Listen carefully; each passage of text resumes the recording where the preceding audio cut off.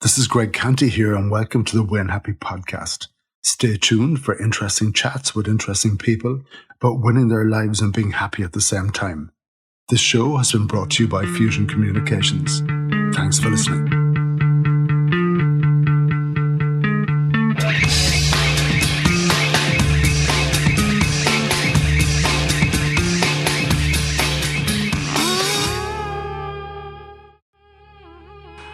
On today's podcast, I chat with the warm and wonderful Claire Barrett, otherwise known as Claire Marconi to the people in Crookhaven in West Cork. While on honeymoon in Kenmare in the 70s, her husband George asked her to make a diversion to the small little village of Crookhaven, the most southerly point of Ireland. Whatever it was about this special place, Claire was hooked, and shortly after she moved here and bought the famous Marconi house, which has been her home and her business since then. Claire shares her colourful story, as well as having a big conversation about happy beans and small beans. Let's hear from Claire. Really don't know where to start or what exactly you're looking for. What do you want me to tell you? Well, first of all, can I say, well done. I sent you a text this morning saying, are we going to do that podcast? And then what I get straight away, well, how about today? And I love that. Is that how you live your life? It is. It's hard to make plans in my life, I find. So I'm one of those that I live on a day-to-day basis. Living in such a gorgeous place. Where else? How else do I live? So what I was trying to think of, what else I have on today and what have I got on tomorrow. And I think after tomorrow, I'm away. I'm off doing the international walk for cystic fibrosis that I've been doing. This is my 13th or my 14th one, something like that, but I do it every year with them. I raise a lot of money for them every year, and that gives me great joy. And then I'm off with other parents of children that have buried their children with CF, that are rearing their children with CF, and that's what keeps me doing it. And that's tomorrow. So if I didn't talk to you today, I don't know when I'd get to talk to you. Yeah, but I'm guessing there's a bit of spontaneity running through your veins. Without a doubt. The spontaneity gene, whatever that looks like. As it turns out, we had a good friend of ours, a former TD, Anya Collins, staying with us at the weekend. She was down with us on Friday night. And she's a kid with CF. Interesting. And that wonder drug that they can now get now, I don't know the extent. What is it you know too? There's two of them. Come back to me now and I'll give you the names. But I do know it's transformed her life. Yeah. Yeah, it's such And if it's suitable to their bodies, they are giving them, a wonderful quality of life. Yeah. A quality that they wouldn't have without it. It's as simple as. Yeah, as I was saying to you before we hit record, we worked on a campaign with them a long time ago around that whole St. Vincent's thing. And that was actually good for us as a business. It put us on the map. We won a big award for it and all that kind of thing. But it was quite amazing. We had to go hard and heavy with the campaign. And we called it Irish War Crimes. Because the way we looked at it, people with CF, they were fighting against a condition which is very, very prevalent in Ireland with our gene. Yeah. And as well as that, they were fighting against lousy facilities in Ireland. Mm-hmm. So it was like a double fight in many ways. So we called it Irish War Crimes. And it was very, very strong. We achieved our goal. That dedicated ward in St. Vincent's now has been built.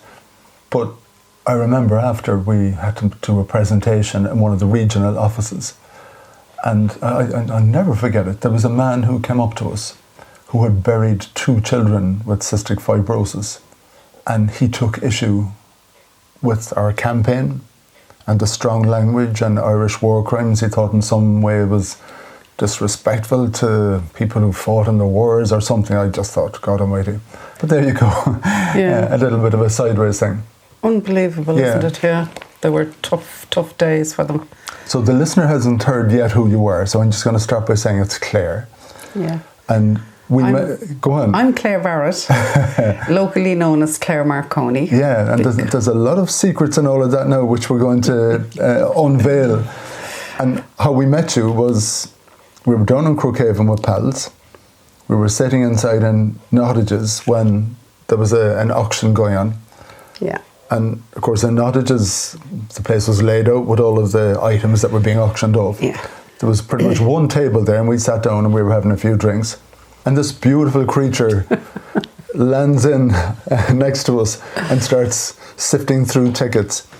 And politely, you asked us who we were, and we asked you who you were, and we started to get the story. And I thought to myself, okay, this is going on the podcast. So, an interesting day, I think. Yeah. That was the day that the village got together, and we have one beautiful lady and her mum in the village that is going through cancer treatment at the moment, breast cancer, and her mum prior to that, and thank God she survived it. And they really wanted to do something to give back to Breast Cancer Ireland. And Mum, Mary, had been offered a beautiful painting and was asked if she could do something with this painting. Painter was only too delighted to donate it. And that's where it all started. Mary rang me last year and asked me, would I do something to raise funds for this? And I said, I certainly will, but we'd have to leave it till this year, 2023. So it all started there. So Mary, Rachel, Rebecca and myself, that's the Daunt family, and myself got together and we organised an auction in the village that has been so successful, and we raised €33,500 for Breast Cancer Ireland, and that was in August. And of course the village we're talking about is Crookhaven. And this beautiful village of Crookhaven, the furthest southwesterly point of Ireland. And when you think about the money and how much was raised, and then you think about the size of it and the size of the population here, that's more than a miracle. But we only have 55, 56 people live in the village full time. Is that all? That's all that lives in the village. And slowly it's increasing as we're all getting older. We have another few people moving into the village, and another few people that their holiday home, they have decided now that, right, city life not for me anymore, and are moving into the village. So that's our little village here. And that was the day that I met you guys. Yeah, and for me, that goes to the heart of the Win Happy idea. It's people choosing to do something a little bit different, to change up their lives and improve the quality of their lives. And, you know, maybe a bit of happiness isn't the worst thing in the world.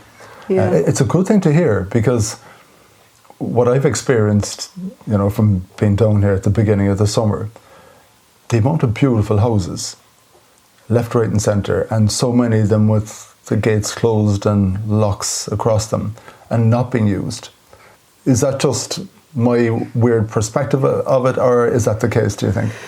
It is a case, because it's a village, it's a holiday village. It's where people of Ireland have their second homes, that they get away from the stresses and the strains of their life. I would imagine there's a good 60% of them would love to live here full time. And then the other, 40 to 50% of them that couldn't live here. It's too rural for them, too quiet in the winter. But that they just have to get on with their lives in the cities, Cork and the rest of the country. So, yes, it's true what you're saying. I'm talking about the peak of the summer. Not necessarily September or... You see, there are the people as well that can only come for, say, the month of July. Yeah. So then their house is closed for the month of August. Or they come the month of August, and so on. And if they're living north of the country, Dublin and north of, it's difficult for them to get down for weekends. Whereas if the Cork people that have houses, it's easy enough for them to get down an hour and a half and they're here for the weekend. Yeah. So, yeah, it is. It's a shame to see it, but it's how it is. Yeah, it must be difficult for the locals just seeing so many houses and that there isn't a centre in so many of them. That must be a strange thing. So, Yeah. a question I ask everyone is, who the hell are you and where did you come from? I hailed from Dublin, hence the accent. So, talk about taking the woman out of Dublin and the Dublin out of the woman and what have you.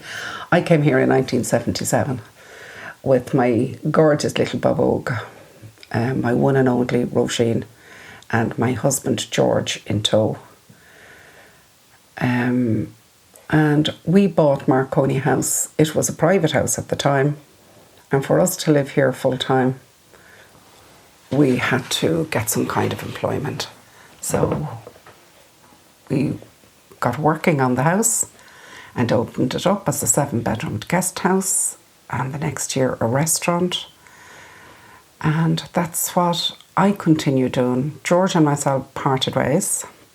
He still lives in the area and we're still friends. And I continued to run the restaurant and guest house until millennium. At that stage, I mean, it was 23 years, whatever. And I'd had enough. It's tough going. And then I changed the house. I didn't want to move out of the area. I changed the house and I pulled it down on the inside. I made 3 apartments from it. And I give those to rent. Okay. And that's how I continue to make a living here. But the life is easier. And as I'm getting older, I couldn't work now as hard as I used to work. That's life. So that's where I'm at, and I'm still here, and they'll take me up in the box, as the man to say. I've no intentions of going anywhere. This is my life. This is my life, please God, and I don't see any other life other than living here. My gorgeous daughter Roisin is married to Mark and have 2 lovely grandchildren, Leo and Millie, and they're 12 and 11. Go to the local schools. They live in Skull and they go to the local school, and that's it. That's me in a nutshell, kind of a thing. Where did you grow up in Dublin? I was from Walkinstown, a big family. I'm the middle of 9 children, 4 older, 4 younger. And when I met George in Dublin all those years ago, he was originally from Cork, reared in Australia, and we got married, went off to Kenmare on our honeymoon, and he said to me, I want to show you this very beautiful little place in West Cork. We'll go over on our honeymoon. And I thought, yeah, West Cork, I mean, Cork, Kerry, it's all the one. It's all the one to me at the time. Don't forget, I was the dub, so down this part of the world was miles and miles and miles and miles away. The outback. Absolutely. So on our honeymoon, we came over, and I remember driving in around the bay and thinking, now I was only 22 at the time, and thinking 22, 23.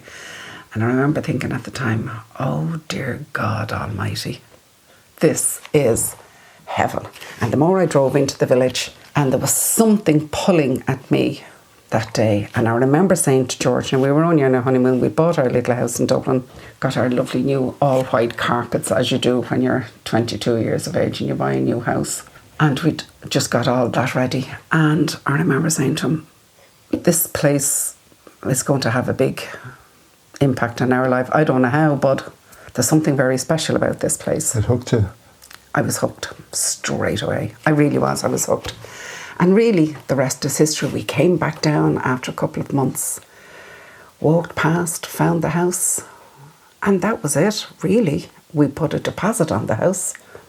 We hadn't a bob between us. I swear to God, when I say we hadn't a bob between us. But we went ahead and we got that and put the deposit, went home, sold the house, and then tried to look for a mortgage.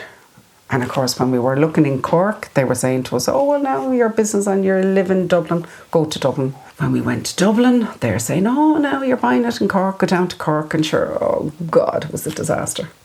We eventually got our loan, and anyhow, that practically crippled us, really, with a crowd called, I don't even think if they're still going, a crowd called UDT, United Dominions Trust or something. They like gave that. you the money anyway. They gave us the money. God, did they what? And they got blood, sweat and tears back out of us for it.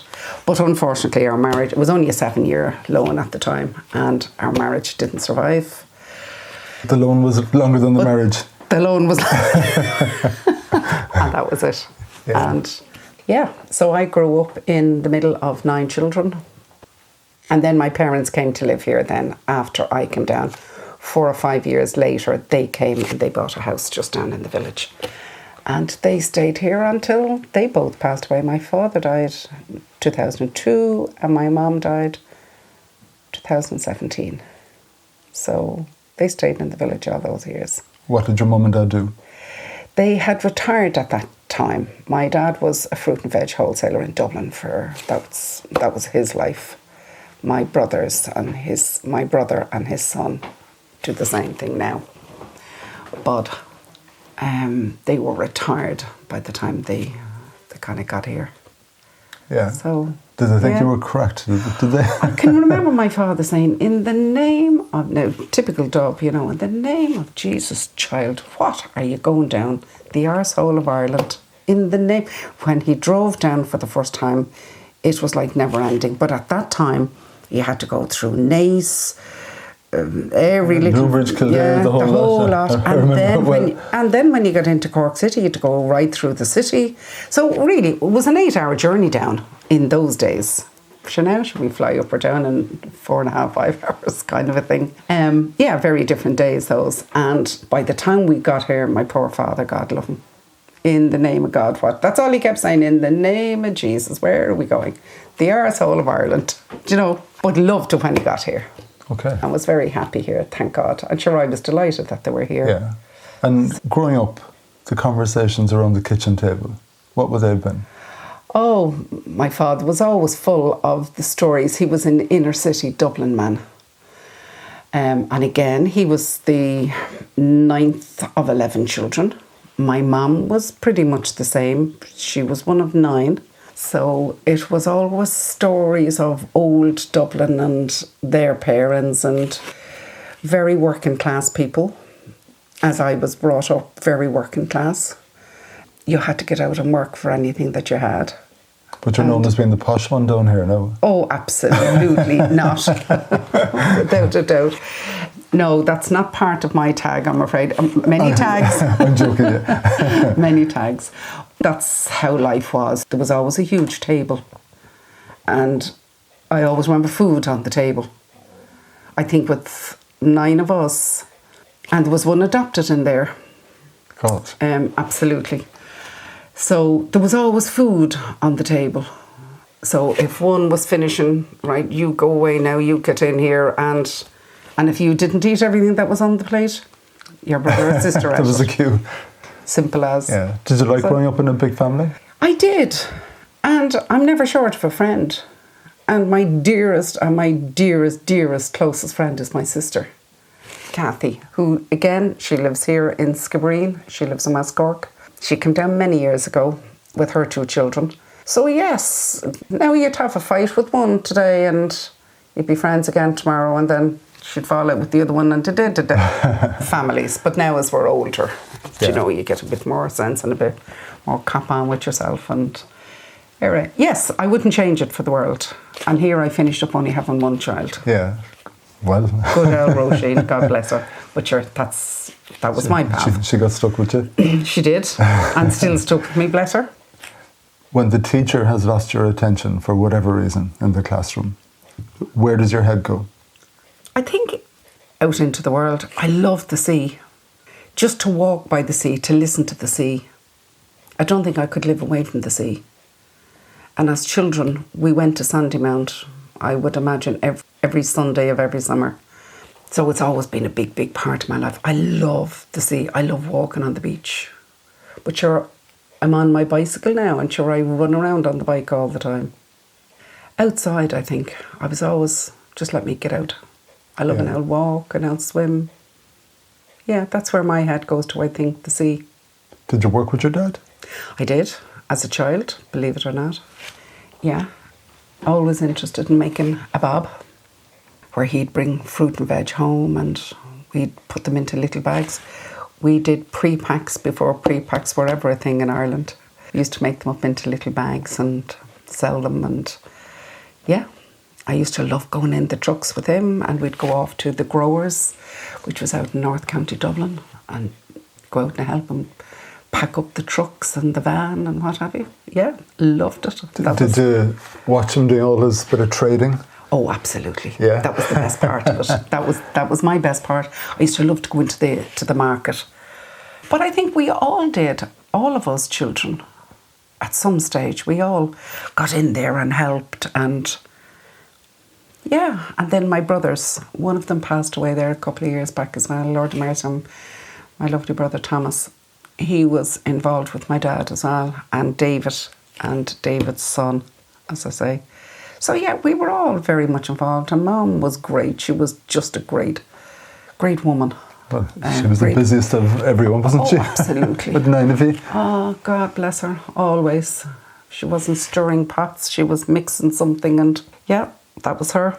Yeah, so, she was like running a bed and breakfast nearly, wasn't she? And well, it wasn't really, it was full on a bed and breakfast that she didn't get paid for, absolutely. Yeah. At least when I did it here, I got paid. Yeah, which is different. Yeah, that was it. There was always somebody, and then there was, because she was one of 9 as well, there was always cousins in around us. So I grew up in a full house. There was always noise, there was always children, there was always, yeah, full house constantly. I suppose maybe that's why I used to love to run, get out, go away from that, get away. Yeah, a bit of peace and sanity, even as a child. I suppose we all need it, don't we? Yeah. Yeah. And so, work-wise, what were you doing, leading up to the marriage and everything? Again, I did a lot of travelling when I was younger. They were very safe things to do, to hitchhike across Europe and things like that. But I worked in secretarial work, and then towards the end I worked in fashion in Dublin. Made a lot of money at that. Loved my life there. Never thought, at 18, 19, 20, 21, never thought that I would ever give up that lifestyle. It was a glamorous one, wasn't it? Absolutely. Glamorous industry and everything. Absolutely. And I mean, my hair was important, my magazines were important, my makeup was important. They were all the real big important things in my life, out there meeting people. And then I hit Crookhaven, and you kind of think, do you know what? None of that is any important. It's of no importance to you. This is what it's all about. Totally, completely and utterly changed my life. Well, that's some conclusion for a 22-year-old to arrive at. Absolutely, at the time. But I never, honestly, if somebody had said to me at 18 or 19, you'll be living in, one of the ruralest parts of Ireland, I'd have laughed at them. Yeah. But here we are, all these years later. How did you meet George? Again, when I was working in fashion, he had a little cafe on the same street.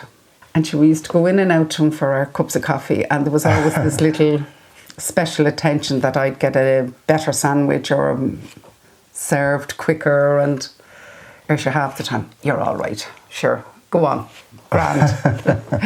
So I'd have my free sandwich, and as you do. And then we all went out, all the girlies went out one night.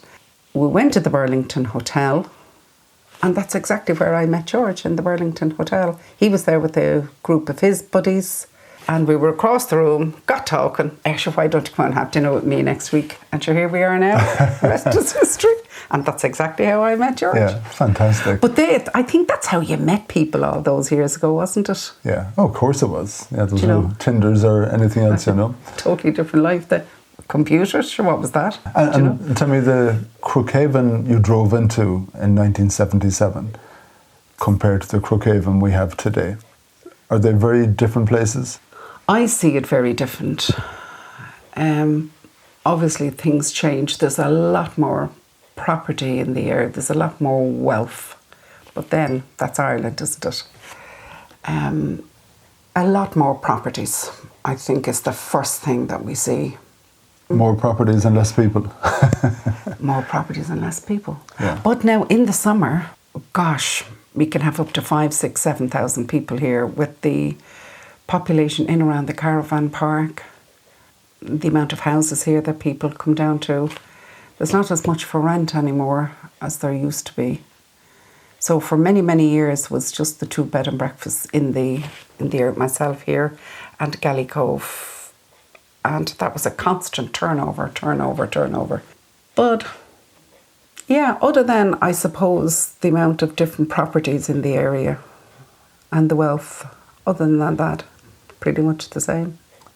And Marconi House, when you spotted it, was it just a regular house at that point in time? It was. And when I saw Marconi House, I hadn't got a clue who this Marconi was. Hadn't got a clue. And of course, I had to ask at the time, and I was told Marconi, the father of wireless, lived here in Crookhaven in 1901. Him and his team, Kemp was his name, came here and they set up all their apparatus here in the garden between here and the barracks next door. And the post office, I believe, was here in Marconi House at the time and moved then down into the village, and it's there ever since.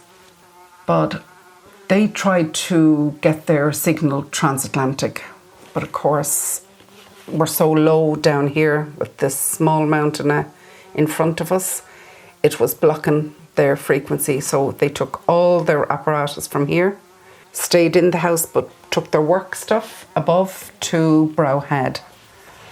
And, you know, that was the start of moving from here then to Kerry, to Valentia.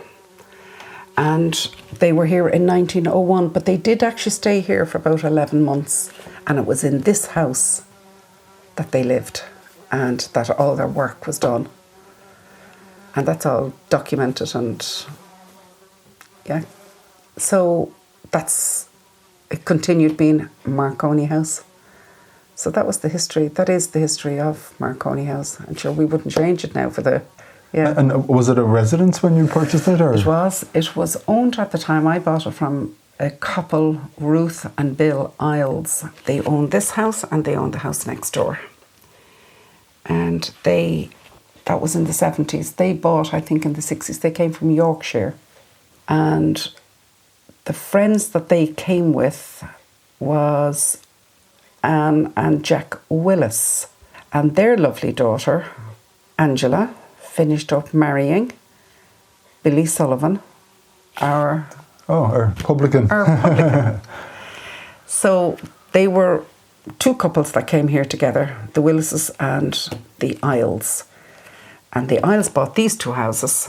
They sold next door the year before, and then we bought here, myself and George bought here then in 77. And yes, it was a private house that they had been ruined for quite a while, but they had done them up. And for us to stay, for me to stay, as I say, to live here, I had to do something. Yeah. So we paid a fortune of money for it at the time. When I think of it now, it was €39,000.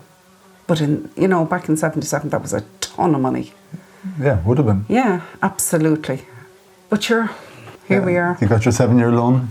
George fecked off. And and that was it. And George stayed in the area and is still here today. And sure, we've raised Roisin together, and we enjoy our 2 grandchildren now.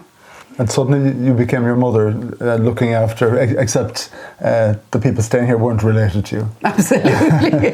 Started cooking for them and cleaning for them. Yeah, I mean, gosh, the stories you could tell about that, but gosh, that's another way of life, I'd say, really. Did you enjoy it? I know you said it was tiring in the end. It was, you know what, it was tough because you had to make your money in the summer, which meant that you didn't take a day off. We used to start off at Easter. You'd get a bit of a lull, and then you start off in June, July, August, and you didn't stop. You didn't get a day off. So you were going from morning till night, and I think doing the B&B and doing the restaurant at the time as well. That was tough going. God, I used to pray for the end of September. Roll on September. That's all we ever said to each other. You're okay, don't be getting upset now. Roll on September. September will be here before we know where we are. And then, of course, the summer would roll in. But you had to make your money for it to keep you going. And that was it. And you just did then whatever you could do in the winter. I used to pray that people would come down for the weekends. Great if they come down, sure, there was another few bob in the pot. So that was the life here. Yeah. It was a good life though. So for the most part then, you would have had a few months off, would you? Yes, in the winter. And Did you enjoy that? Yeah, I did. Because over the winters then, what you would just do is you'd go from room to room, get in, paint away, whatever money you had, you'd upgrade as much as you could, try and have a cheap and cheerful holiday away. That's how it was. Yeah. That's how it was in the beginning, I suppose, until, financially, every year got easier so that the life would change. But I think life has changed for us all, hasn't it? Yeah, a big time. Yeah. So life in a small village then, compared to your life in Walkingstown when there's no visitors, and do people stick to themselves or does it become do you know what? the opposite? It was a good place to live. It really was. It was a great place to live. We had Journey's End, the other restaurant in the village. There was Billy and Angela, Annie and Tony ran the little gift shop in the village. That's another story in itself. That's now the sailing club. Oh, yeah. That was a wonderful shop. Annie and Tony did beautiful clothing, but did little one-off numbers. So if you got down to the good room, you had to have money to go to the good room. Yeah.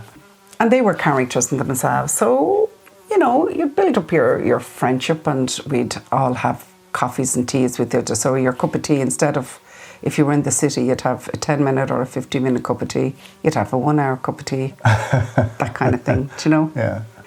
Yeah, you built up your friendships. We all ate in each other's houses. Loved cooking for people coming here. So that's how we entertained ourselves then. Fantastic. Do you know, that's what rural life was. And there's a for sale sign outside now. Are you waving goodbye to everything? Are you? I'm waving goodbye. It's time. Yeah. It's time now. But I'm not going anywhere. I'm staying here. It's the main house itself, Marconi House, that is now for sale. But the time is right. Yeah. Sure, I'm not 100 miles away from 70, so so it's time to sell. Well, that's good. Tell me, what's happiness to you? What? Happiness. Oh, happiness. Excuse me. I thought you said It's a Cork accent, is it? What's happiness to me? You're down here long enough now. You should be able to understand us. Do I still have the thick Dublin Well, accent? you don't understand mine, so there you go. Truthfully and honestly, if I can get out of my bed healthy every day, that's all I want. And I mean that. I do mean that sincerely. And once I can get out, walk, jump on my bike, have a little run here, run down to the village, have a cup of coffee in the village in the morning, talk to people, that's my happiness. The way I look at it, and this is the truth, the way I look at it, I think we're all born with happy beings in our little head and sad beings in our head. And I think I got 80% happy beings and 20% sad beings, because I am normally a happy, upbeat person rather than, I don't really get down. If I do, I'm inclined to get up, put a pair of shoes on, get up, go out, have a walk, go over on the dunes, call one of my buddies somewhere, go out, have a cup of coffee. I thank God I don't suffer with being down. I'm a happy person. And I was gifted with that, I think, because the amount of people that suffer with sadness, and so they get the 80% of the sad beings and only 20% happy. That's the way I look at it. I don't know how to explain it any other way. Well, that's a really good way of explaining it. But, when you do feel a bit cloudy, and I think in your case, you hop on the bike and you go and you meet someone, probably forcing yourself to do the thing that Absolutely. You might be in the mood for. And that there's a particular friend of mine, and she does the absolute opposite. When there's a cloud coming, it's just down tools, she won't communicate, and you're thinking, yeah, you're just withdrawing now and you're going into a dark place. Maybe you don't have that tipping point of happy beans, as you say, to be able to just get out, even if you don't feel like it. So it's a little bit too easy, and I don't understand it either. And thank God. I can't imagine what that's like battling with that one. I think I do understand it because there is a member of my family that suffers with sad beans, and it's a curse. It's a curse to her. And I love her so, so, so dearly. And, I've often discussed this with her. And I thank God every day that I got the happy beans. But she was definitely given. And there's nothing she can do about it. She can't seem to lift herself. And would she reach out when the clouds appear? She did for many, many years. She seems to deal with it herself an awful lot more as she's getting older. And I remember celebrating her 70th birthday with her recently, and both of us hugging each other and saying, really, I never thought we'd see your 70th. I honestly said that to my sister, and she said, guess what? Neither did I. But she's with us, and she's every day, and she has her grandchild that keeps her very happy. But I know what it's like living it with her all those years. I know what the sadness is, but I'm blessed with the happiness. And it is a blessing, isn't it, our happiness? Oh, I think it is.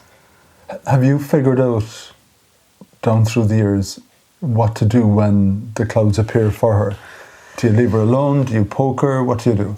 She doesn't live in Ireland, so we speak on the telephone.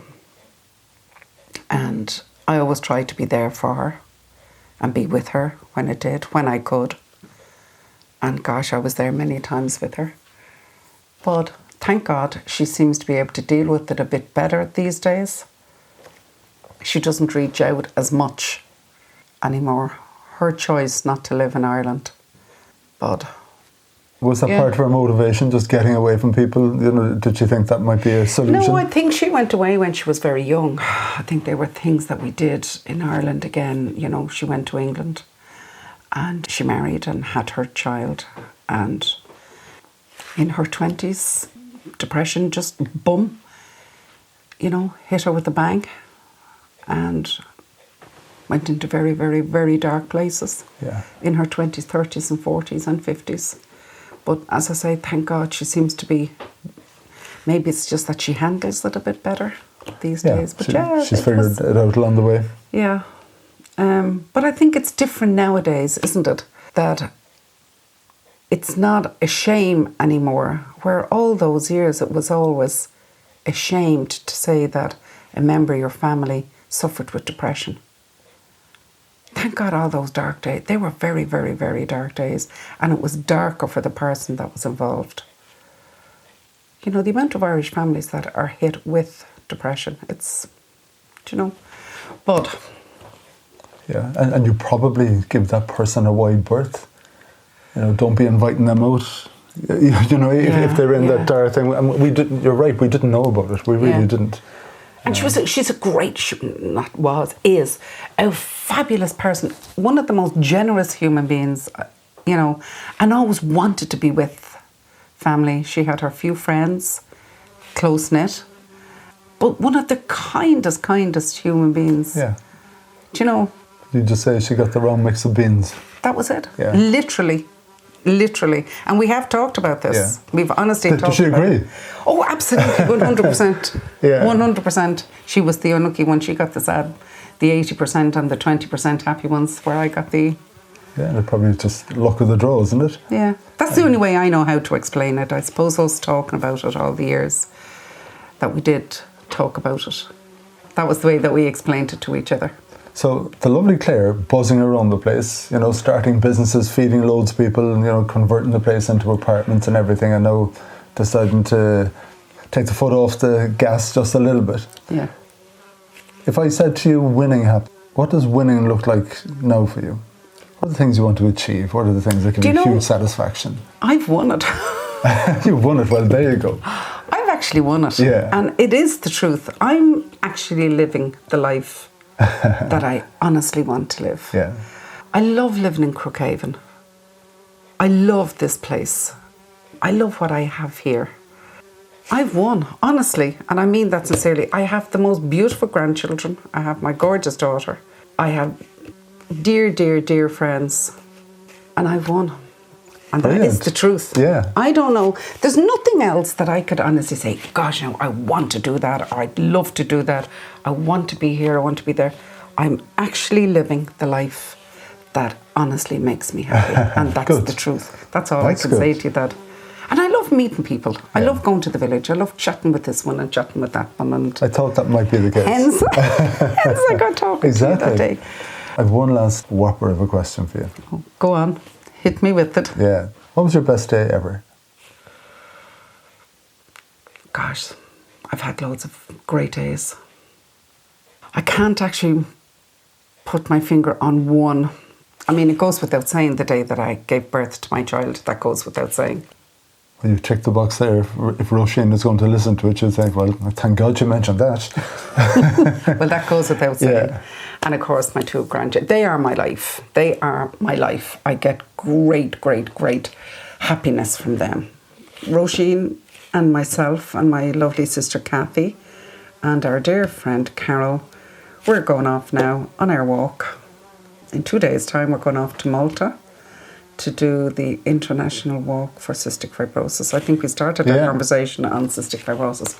We're going off for to do our walk. I do 100k. I've done 24.4k already before we go. We'll do quite a bit on the walk. You might have a good time as well, though, might you? And, oh, sure, come here, we have a great bit of crack. It's great crack, actually. Yeah. But, and again, we all try to, we'll always have one or two at the end of the day, as you do. But yes, and that I look forward to. So it's the likes of those kind of things. I love raising money for charity. That's what keeps me going throughout the summer. And just take the winter off and have a holiday here and there. I love my life in Turkey. I have a lovely life in Turkey. I've been going to Turkey since 1992. And please, dear God, as long as I can still get to Dublin, get on a flight, I'll continue going. I love it there. I have a lovely life there, and I've got some super duper beautiful friends there that keep me coming back, and that's my life there. Yeah. So that's my winter tied up. And so there's been no best day, there's just loads of them. Loads of them. You'll probably walk out the door and I'll say, now why didn't I think of that one on the spot? But on the spot, I can't really think of any one particular one. Well, I think you've been a perfect win-happy guest, Claire. Thank you so much. Thank you very much indeed. Lovely chatting to you. Cheers, honey. And you too. After our recording, Claire told me there's lots more to this story of hers. Maybe someday we'll hear even more. Thanks again for listening.